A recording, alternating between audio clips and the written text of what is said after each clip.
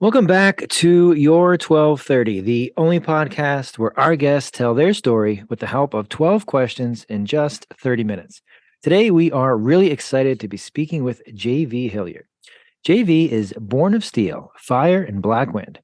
As J.V. Hilliard was raised as a highlander in the foothills of a once great mountain chain on the confluence of three mighty rivers that forgot his realm's wealth and power for generations. His father, a peasant twerg, toiled away in industries of honest labor and instilled in him a work ethic that would shape his destiny. His mother, a local healer, cared for her elders and his warrior uncle, who helped to raise him during his formative years. His genius brother, whose wizardly prowess allowed him to master the art of the abacus and his own quill, trained him for the battles on fields of green and sheets of ice. Hilliard's earliest education took place in his warrior uncle's tower, where he learned his first words. His uncle helped him to learn the basics of life, and most importantly, creative writing.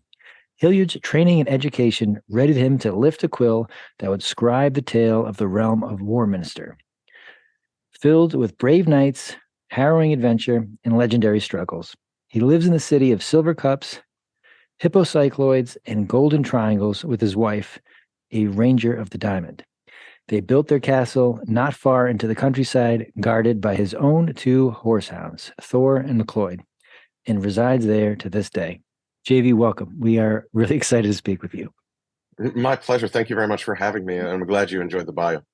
I enjoyed it. I definitely made at least 7 or 8 mistakes there, so feel free to correct me whenever I mispronounced, read incorrectly, or just could not comprehend.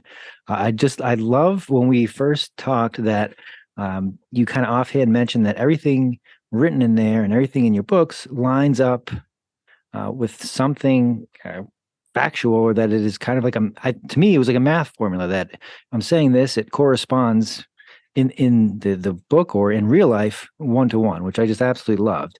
So my first question there is, as I kind of go over the bio and we talk about the books, how did you discover that creative writing was a talent of yours and something that you wanted to do professionally and have a kind of living with? Well, it started in the fourth grade. My English teacher had left on a medical sabbatical for the last, I would say, 6 weeks of our year, and his permanent substitute replacement came in and was somehow given permission to read us The Hobbit and The Lord of the Rings by our principal. And that was our English class for like the last month or so. And I fell in love with it right away. And I went home, and as you could tell by my bio, my uncle was paralyzed in the war, and my mom was his nurse. And so he was very limited in what he could do. He was a quadriplegic. And so, escapism for him came in the form of writing.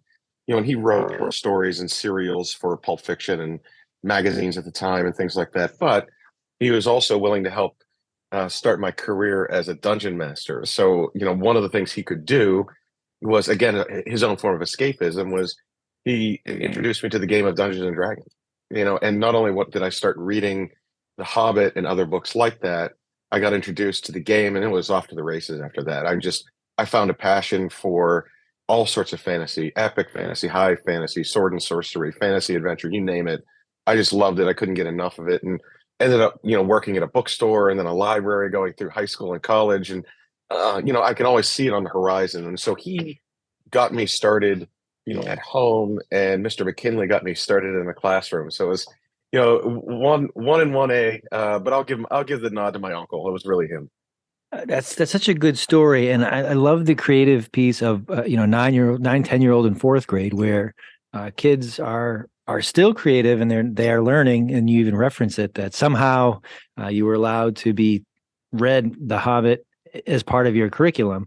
When we think about it now, that it's like, no, we need to kind of steer these kids more to traditional education and away from their creative side. So that was lucky, and then to have your uncle help you flush those talents and interest out is fantastic.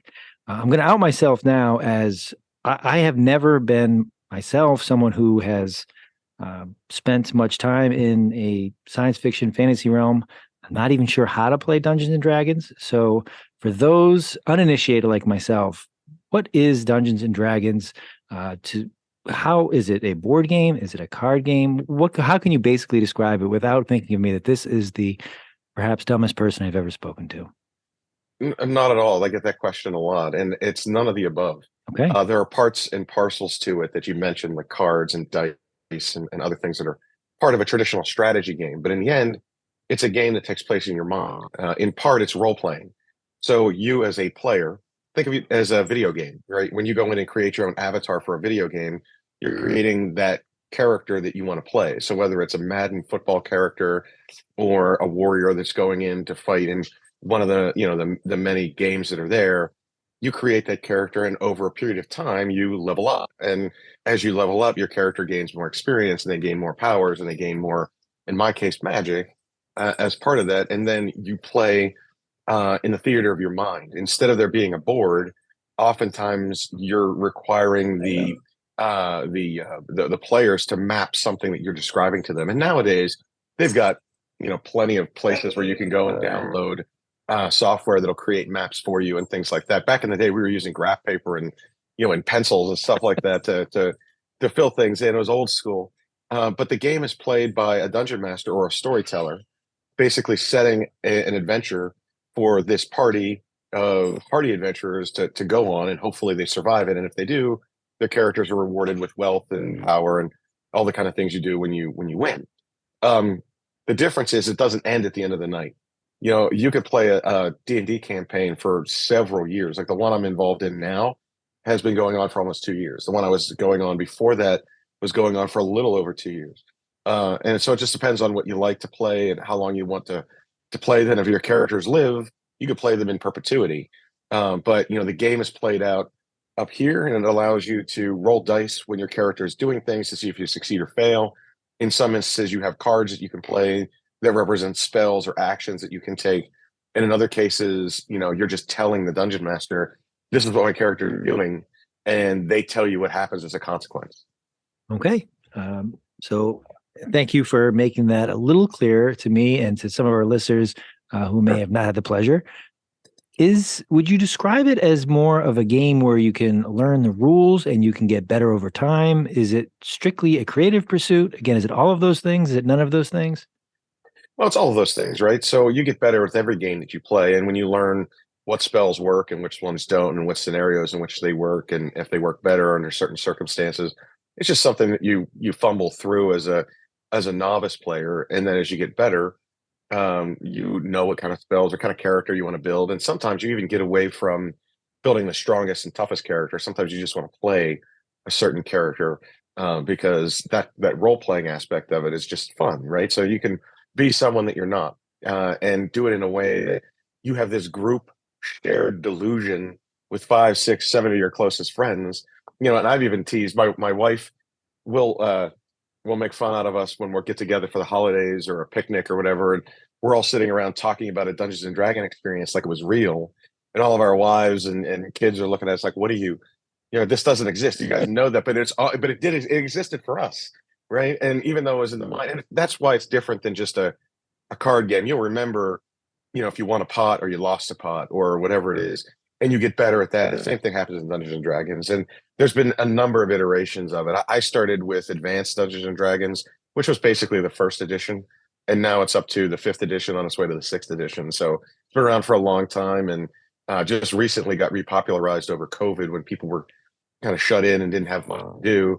And it's really kind of taken off and kind of again exploded onto the scenes. And I've used the basis of many of my campaign adventures for my novels, so it's easy to translate some things that are battle tested, and you know what the characters liked, and it's easy to then translate that into a story. So now I'm taking it from the spoken word and I'm putting it into the written word and sharing that with folks in the hope that they enjoy it. And that makes a lot of sense, especially when you have such a history of playing the game and having the ability to tell the stories and recount them later as if they really happened. I see that picnic blanket where you're talking with your friends, and those not involved are kind of like, this is really happening again. But when it seems like it's something that's so kind of near and dear, and that you're so invested in, that you talk about it, it's quite a visual. Oh, And it's so nerdy. It's so nerdy. It's okay. I mean, I go to my conventions for books, and it is just a geekathon, right? Like, and it's okay because everybody there knows who you are, so you don't have to hide it from the and I think that being a nerd these days is kind of popular. It was popularized a lot by the success of Silicon Valley, not the show, but the businesses, and a lot of those folks. You see that kind of being sexy in popular culture. So take advantage of it while we can. Well, our nerds are getting our 15 minutes. Well, whether we want to say nerds, whatever we want to use, from the bio, from your books, you are clearly intelligent and you have quite a skill of writing. So even if, as I said, this is not necessarily something that I would generally read, I enjoyed your writing style and you're good at it. How were you able to develop that from a fourth grader to somebody who is putting out a group of novels that obviously appeal to a large audience and people want to read? Well, in part, I'm a voracious reader.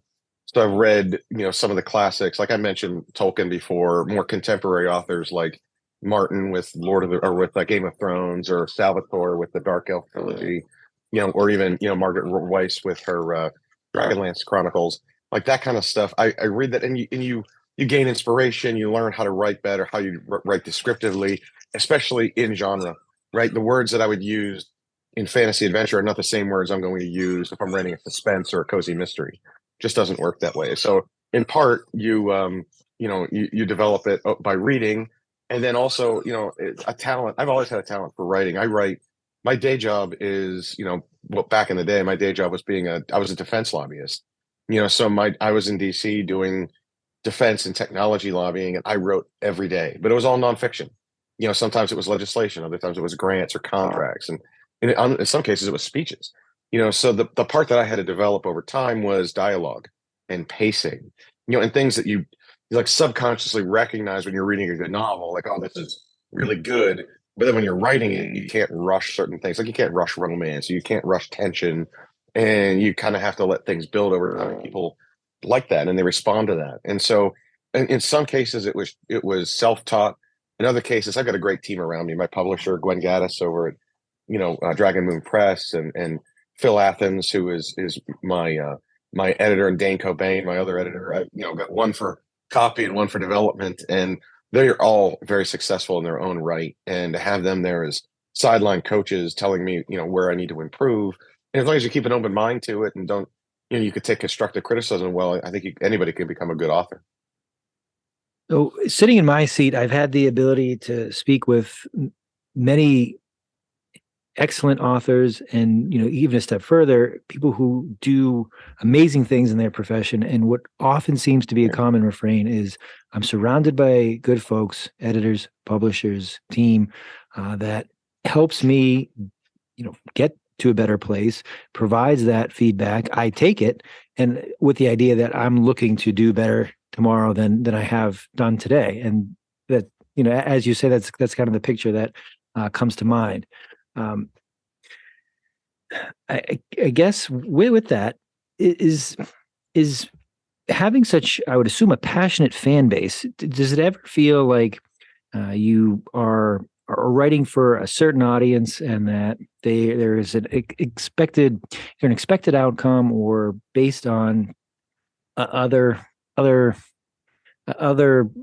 past experiences, that the expectations are one thing, and that if you wanted to kind of veer from what would be the expected story, that can be difficult, or a confrontation with your creative team, or how? I mean, I'm rambling now at this point, but I guess, is there a formula that you find that is common within the genre in general, or is every piece something that this is my story, and I'm going to kind of take it where it should go, based on my past experiences, and sometimes it might be a little different than what my audience is expecting?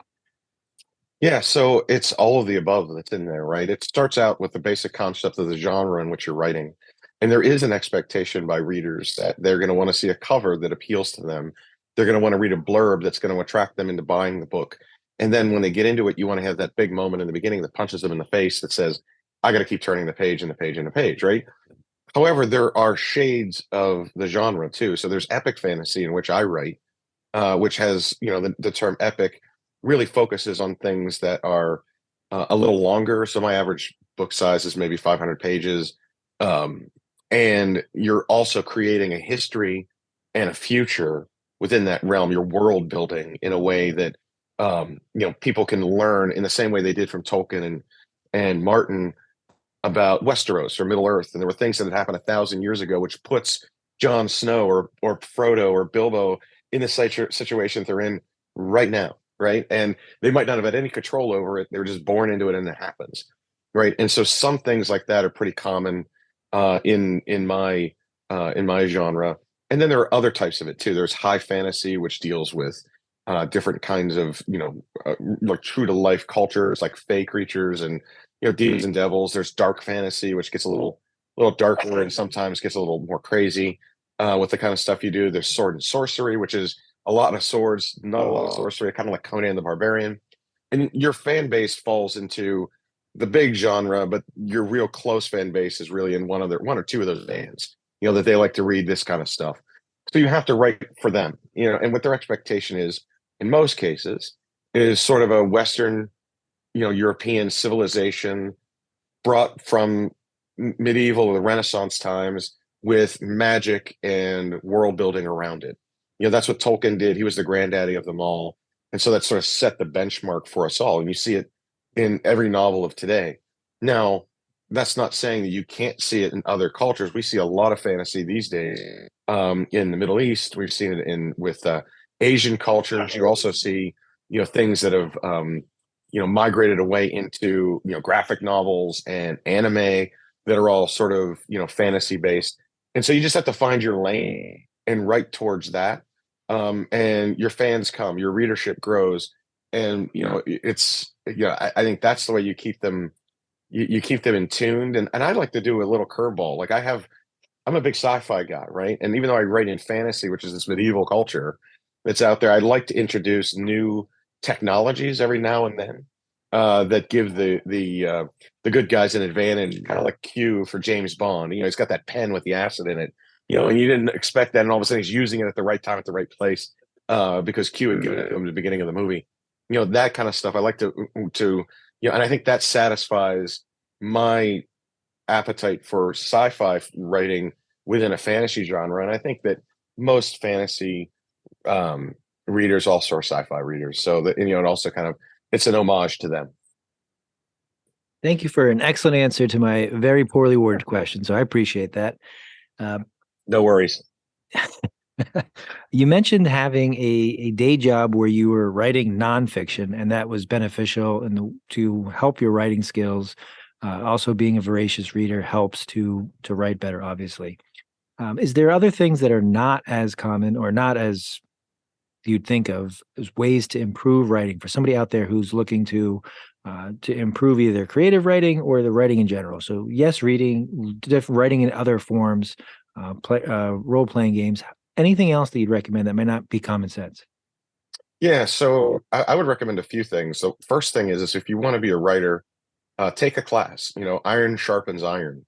And I took a class at a community college, and there were about 14 or 15 of us at the class.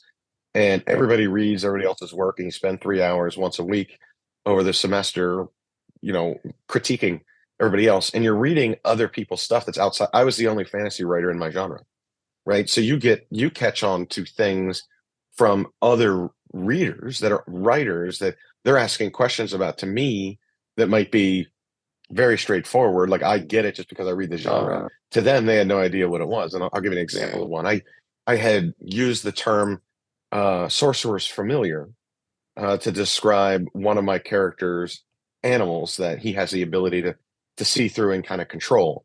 No one in the class knew what a familiar was. Everybody that reads fantasy knows what a familiar is, or it's kind of like it has sort of like a Wiccan background to it. So I would suggest something like that would kickstart it. And it doesn't have to be a community college. It could be just a local writers group that meets at a Panera once a month and shares work with one another. And also the other thing I would do is send it to beta readers. Find people that you trust, that know your topic, know your genre, and send it to them and expect hard constructive criticism. Like if I sent this to my mom, she's going to say, "Oh yeah, of course this is great," and she wouldn't have any idea what was going on, right? But if you send it to other people to read your stuff and have read your stuff or are writers in your stuff, and they come back and say, well, pacing's off or dialogue's off, or there's a hole in the story here, or I don't get what this means, and you need to develop a spell system, or this isn't unique enough. That makes you a better writer. You then start to pick out things, after you've done it several times that you can learn from. And the last thing I suggest to everybody is, muscle memory. It's like when you miss going to the gym, your body tells you you're fat that day, because you just didn't hit the bike or you didn't hit the weights. You just feel like you're off and your body's telling you that. Same thing with writing. If you go weeks without writing, there's going to be an atrophy there. So even if you're just planning, something that's, an hour worth of you sitting down and writing outlines for the next chapter, or you get, 7 sentences done, at least you did it and you're forming a habit that becomes a practice, and that makes it better. And then you'll pick up on things too once you go through edits. Like I always tell people, don't edit your own stuff. Make sure you get it to other people. And when they edit it, you'll see things that you don't see. I mean, believe me, when I wrote my first manuscript, I was like, oh, there's not going to be any holes in this. 4 manuscripts later, you're like, oh, yeah, I see and you learn as you go. And so having people that have been there and done it for years, pointing you in the right direction is invaluable to your growth as an author. And I would suggest those few things. That's really helpful. Really great advice, as well as this kind of the story that illustrates that. Just a couple of quick follow-ups. Did you have, especially with the manuscript, was it difficult at any point to accept that feedback, or is that kind of always built into your personality that these people are trying to help me, and that's why they're telling me these things, not that I'm bad or this was not a good work product? Yeah, well, I personally have a thick skin. My day job for many years was working in politics. So you have to have a thick skin or else you get chewed up and spit out. So for me, accepting constructive criticism in a way from professionals who had been there before me was just learning. It's like Daniel-san and Mr. Miyagi, right? Wax on, wax off, paint the fence, sand the floor. You go through that stuff and, you have to learn it, and you don't understand always what they're driving at. Like my first manuscript, my editor came back and he literally drew a line and said, this is where your first story should end. Cut off the last 2 chapters, push them into book 2. This is where it needs to end. It needs to end and punch in your face. And it's like, oh my God, I want to read more. Where's the next one? I was just writing it to kind of finish out the story and give it some logical, tie it up a little bit, better button it up. And he was like, no. And I was like, but I don't know if I agree. And he's like, trust me. And he was right. And if I wouldn't have taken that advice, I wouldn't have written a better story. And my second book is clearly better than my first, and my third book is clearly better than my second. And you just get better at writing, and there's less and less errors and things you learn to catch as you're reading it or rereading it before you submit it. And you just have to keep an open mind and a thick skin. Yeah. Excellent advice. And that's kind of my second follow-up there. Getting the feedback from readers, from we call a beta audience, is there ever a point where it's difficult to then please every individual, and you get to a point and said, hey, I don't want to say the expert here, but this is what I do, and I'm going to stick with this? Or kind of knowing in your gut, it's like, yes, you're telling me this, but I'm going to do this anyway. And how do you know when you get there, if you do?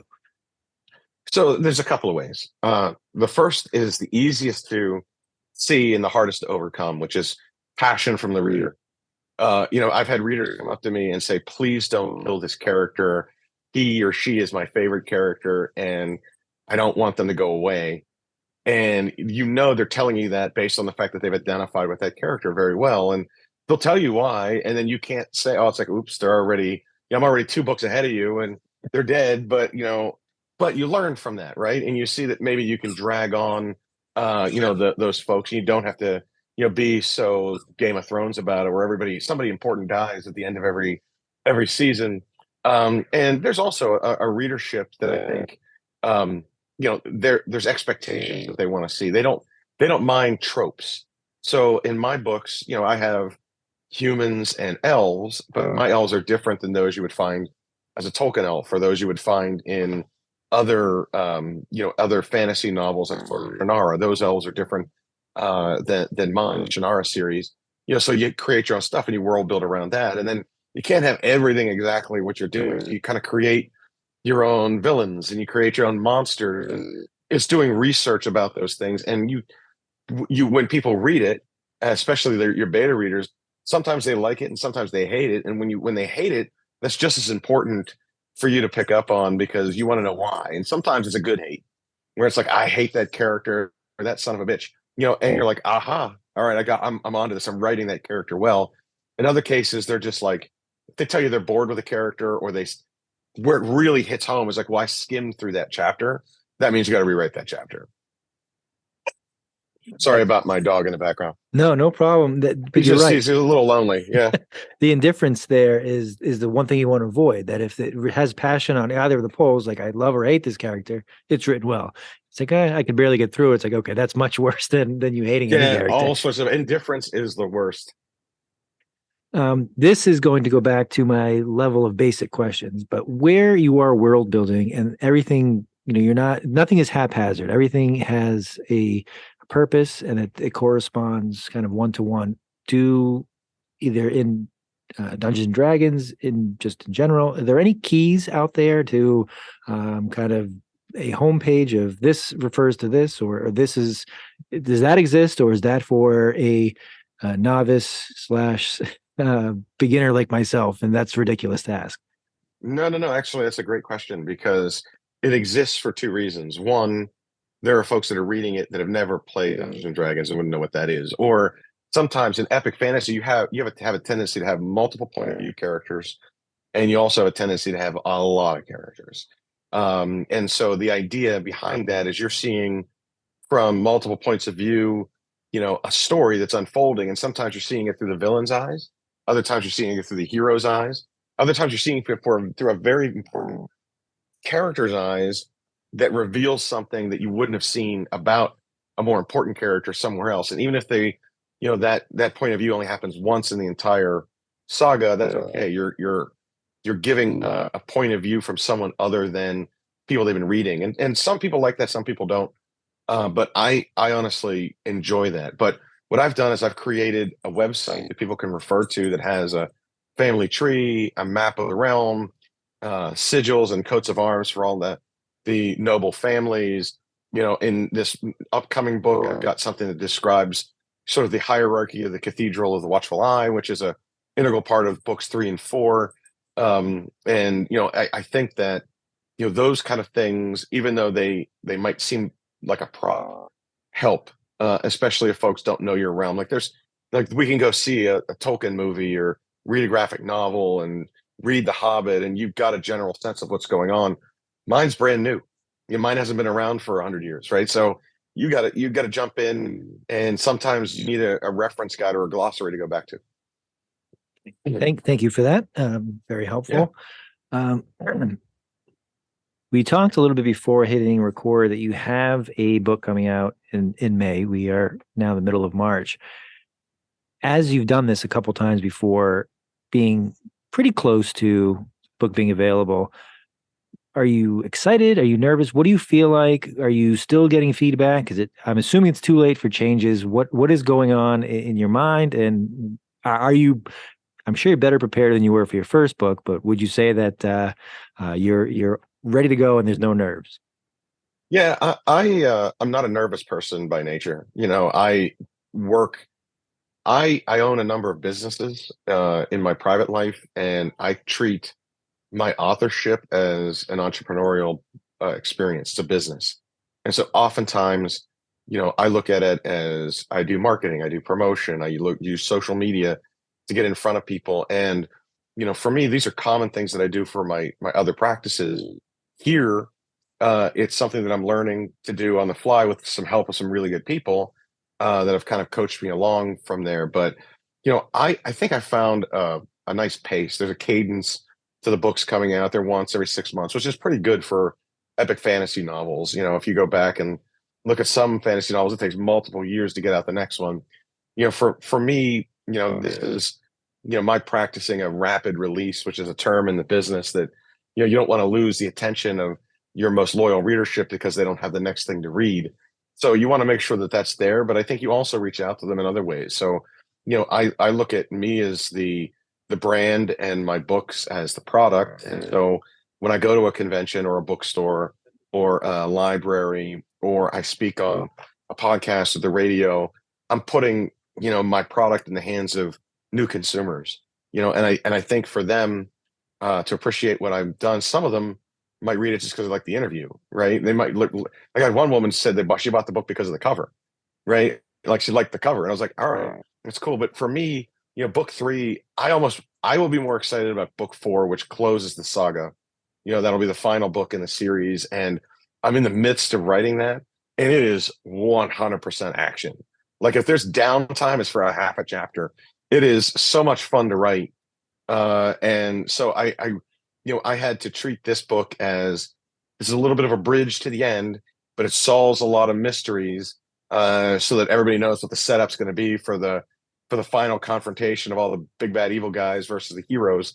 And then the last book is bang, everybody goes as celebrity deathmatch, right? So like we've got those things coming up.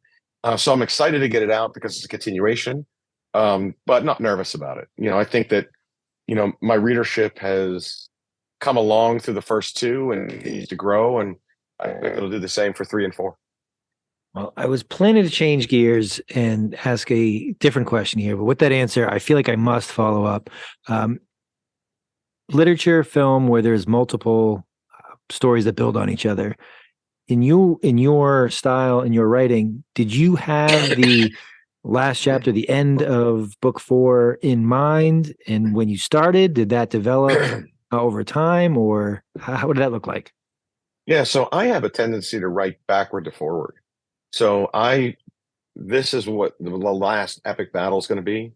And then I go back and write parts of it and string it together in an outline, and then break it up into books and then write backwards to forwards in each of the books. I know it's a weird sort of reverse engineer. Maybe it's my left-handedness. I don't know. But like that's the way I write. But I also think, as someone that describes himself as a planner or a plotter, it's important for me, with all the details you have in an epic fantasy realm, not to let anything slip off the table where someone's going to say, you dropped it here, you misnamed a house, or you forgot about this, and how did this wind up? So for me, writing backward to forward helps me make sure that everything's tied in. And then when I'm erasing things off my whiteboard, I know they're already in the book in the places where I want them. So I already knew the ending. I knew the beginning and the end before I knew any of the rest. And I wrote backwards. But what I did was basically do book one, obviously, first to get that done. But I knew where I had the outlines for all three or all four when I started writing book one. And that's a fascinating answer, especially since you tie it to the planning piece to make sure that everything corresponds, everything is accounted for properly. Because if my mind first went to as a good business principle, because you've mentioned that you have multiple businesses as well, that a lot of times you're reverse engineering from a problem to a service or product. Like, here's where I want to solve, here's the audience, here's the consumer who needs this, how can I get it into their hands, how can I give them what they want, and then build from there. So that's what I thought, but you're right, I would assume it comes from both of those things, so it makes a ton of sense. Yeah, I think it's a nice little blend there. Somehow we are already at time. I could easily fire questions at you for the next hour, which I will not. And I appreciate you taking my questions and answering them candidly and not laughing at me openly. So thank you for that. I will post links to the books that are out. And where's the best place for our listeners to connect with you, learn more, find out anything else that they're interested in? Yeah, sure. My website's jvhilliard.com. You can also find me at JV Hilliard Books on Twitter, TikTok, and YouTube and Instagram, or just JV Hilliard on Facebook or Discord. Books are available pretty much ubiquitously. If you like audio, go to any of the 20 distributors that distribute audiobooks, you'll find it there. Same thing for ebooks and paperbacks. You can, if you're an Amazon person, go use your Amazon Prime and get it delivered in the mail the next day. If you're, someone that wants to download it and have it on your Kindle or your electronic device of choice, you can find it in all those places. And of course, if you want to find a little bit more about my publisher, you can go to dragonmoonpress.com and buy it there. I know I said last question, but I need to ask then, do you have a favorite format in which you read? Are you e-reader? Are you paper, audio? Man, you're talking to a guy that worked in a bookstore and a library. I am old school. I like the smell of books. I like the idea of having something in my hand. Now, I do travel a lot, so I've taken on the habit of audiobooks, which at the beginning I thought was a cheat, but in truth, people are in all different stages of their life, right? They've got kids, work, soccer practice, whatever, and sometimes it's not convenient to have a book, but you could pop in your AirPods and listen to a chapter or two between things, or Bluetooth in the car. So I've gotten over my disdain for them and embraced it, and now actually enjoy it. So that's something that I've embraced over the last couple of years. Noted. Good answer. Um, I guess that just finally wrapping up, when you are not in this world, building other worlds, what do you do to either relax, ease your mind for fun? I'm sure this is fun for you in many different ways, but how about just to kind of do something different? What would you say is the activity that you turn to? It's funny you asked that because this is my escapism. Like my day job was difficult for many years, right? It's something that's full of realism. And for me, this was a form of escaping to entertainment, so writing is something I enjoy doing. Obviously, I've turned it into a profession. But also, I own a company called Draft 412, which is a Pittsburgh-based NFL, Major League Baseball, and NHL e-magazine, which focuses on the drafts for those three entities, because those are the three professional teams they have there, and I'm looking to expand that in other places. I'm one of those guys who don't sleep a lot, and for me, sitting on a beach doesn't work. So for me, I'm just wondering why I'm wasting my time sitting on the beach, and other people look at it as like this is the place you should be spending your time. So I never criticize others, but I understand I have some faults, and that's one of them. I do enjoy the work, but if you make it fun, like this is, it's not really work; it's entertainment. There you go. I couldn't have said it better myself. I will disagree with you about sitting on the beach, but that is a conversation for a different day. JV, this was a blast. Thank you for taking the time, and I look forward to doing it again. Thank you, sir. Pleasure having you. Thank you.